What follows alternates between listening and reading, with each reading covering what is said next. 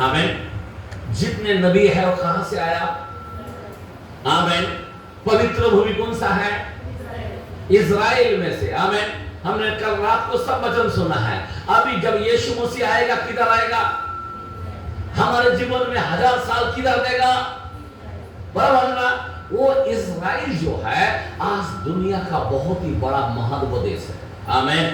पूरा वर्ल्ड के अंदर, हर वर्ल्ड के अंदर इजराइल ऐसा देश है, ऐसा आशीष का देश है। मेरे भाई और मेरे बहन, यहाँ पे गाय में अगर कोई 2 लीटर दूध देता है तो वहां पे कितना दे सकता है?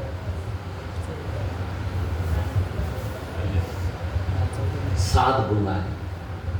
कितना गुना आशीष है? 14 लीटर देगा। इधर 2 लीटर कोई गाय दूध देता है तो उधर 14 लीटर। इधर खेत के अंदर अगर वो तो 2 पोता मिलते हैं खेत के अंदर, तो वहां पे कितना मिलेगा? 14। इधर 2 पोता मिलता तो उधर 14 पोता मिलेगा। इधर का फल का साइज अगर देखते तो उधर का फल देखेगा तो कैसा है? हेलो, मैं समझ में आ रहा हूं? जितने भी टेक्नोलॉजी कहां से आया? कितना भी कुछ भी हो, आप फेसबुक हो, कौन सा भी क्यों ना हो, कहां से आए? अब जो डॉक्टर का जो नियम है ये कहां से आए? सुई से लेकर सब चीज इजराइल से आए। आमीन। बैंकिंग सिस्टम कहां से आए? ये बैंक भी किसको पता था? वहां से आए। आमीन। बोलो आमीन। हालेलुया। वो आशीष का देश है। इजराइल कौन सा देश है? आशीष का देश है। आमीन। दाऊद बोलता है 29:11 में कि इजराइल का परमेश्वर। आमीन। किसका परमेश्वर? हमारा खुदा इजराइल के परमेश्वर। मूसा क्या कहता है? हे इजराइल सुन, तेरा परमेश्वर एक है। आमीन। हालेलुया। अब वो एक परमेश्वर कौन है? यीशु मसीह। आमीन। कोई 2 परमेश्वर नहीं, कोई 3 परमेश्वर नहीं, वो एक परमेश्वर है। मैं आज आपको बताना चाहता हूं इजराइल के बारे में। किसके बारे में? मैं आपको बताना चाहता हूं इजराइल को हमें देखना जरूरी है। आमीन। यीशु मसीह क्या कर रहा है जरा ध्यान देना। जब इस संसार में जब आया यीशु मसीह, बराबर आज से 2000 साल पहले आया, किसके लिए आया था? इजराइल। रोटी किसके लिए लाया था? इजराइल के लिए, बराबर ना? लेकिन उन्होंने क्या किया है? ग्रहण नहीं किया।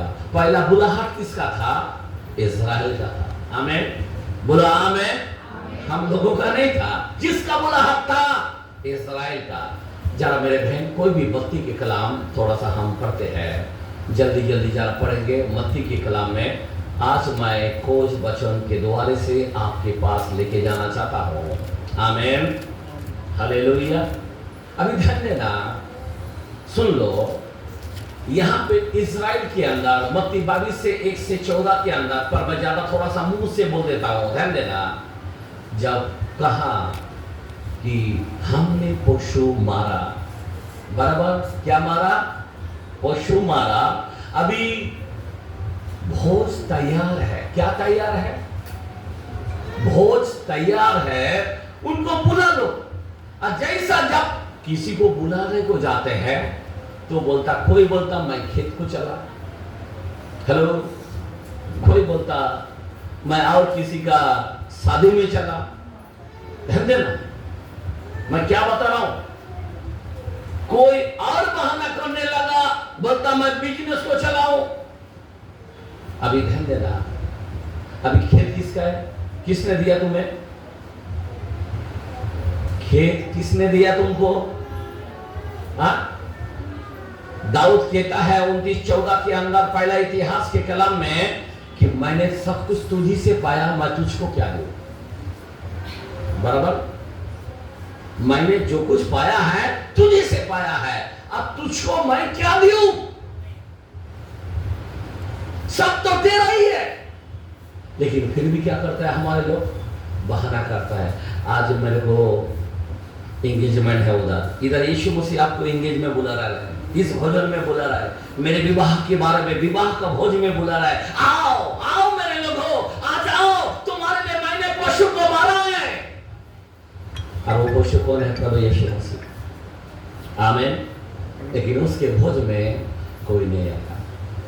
फिर बाद में क्या किया है, अपने दासों को भेजा, बोला एक काम करो, अभी ये लोग तो नहीं मान रहा है, अभी क्या करना है, जाओ उस लेने लोगों के पास जाओ, उस गूंगे लोगों के पास जाओ, उस अंधे लोगों के पास जाओ और उनके पास जाकर और उनको जो भी मिला उनको लिया।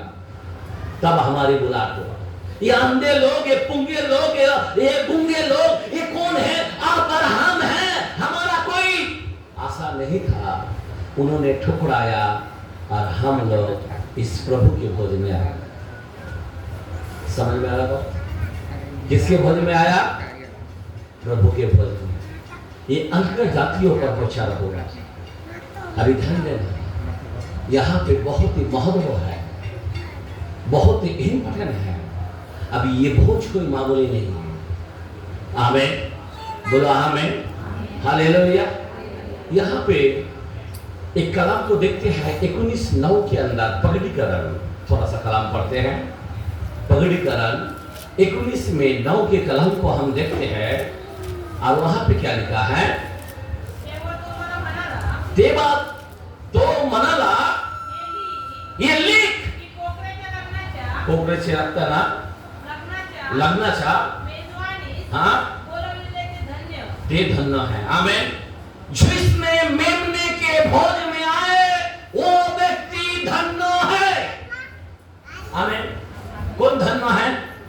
बाकी भोज में गया वो कोई मीनिंग नहीं है, बाकी कोई व्यापारी में गया कोई मीनिंग नहीं है, कोई खेत में गया कोई मीनिंग नहीं है। मेरे भाई और मेरे बहन, जो कोई प्रभु के दिन में आते हैं, जो कोई मेमने के भोज में आता है, वो धन्य है। आमीन। क्यों? वो बच जाए। मैं आपको बताना चाहता हूं, 2 भोज है। कितना भोज है? 2 भोज। एक है पिता का भोज और एक है मेमना का भोज। किसका भोज? पिता का भोज कैसा है? नहीं करने वाला पिता यीशु है। आमीन, आमीन। अभी जब दूसरा आगमन होगा वो न्याय का भोज होगा। आमीन। क्रोध का दिन होगा। आमीन। लेकिन अभी का जो है, इस भोज में अगर जो कोई जाएगा, जो कोई इस दुल्हन को अगर वो बुलाता है, अगर जो लायक है वो अगर जाएगा, इस भोज में वो बच जाएगा। समझ में आ रहा बात? अगर नहीं गया तो क्या होने वाला है? मैं क्यों बताना चाहता हूँ, ये भोज बहुत ही इंपॉर्टेंट है। अगर नहीं जाते हैं तो ट्रिपलेशन जो महाविपत्ति काल है, 7 साल का भयानक दिन है, 21 विपत्ति है, वो विपत्ति में चला जाएगा। इसलिए प्रभु यीशु मसीह आज यहाँ लाया है कि आपको बुलाने के लिए कि मेरे भोज में आ जाओ, आप धन्य हो जाओगे। अगर आप रेडी नहीं हैं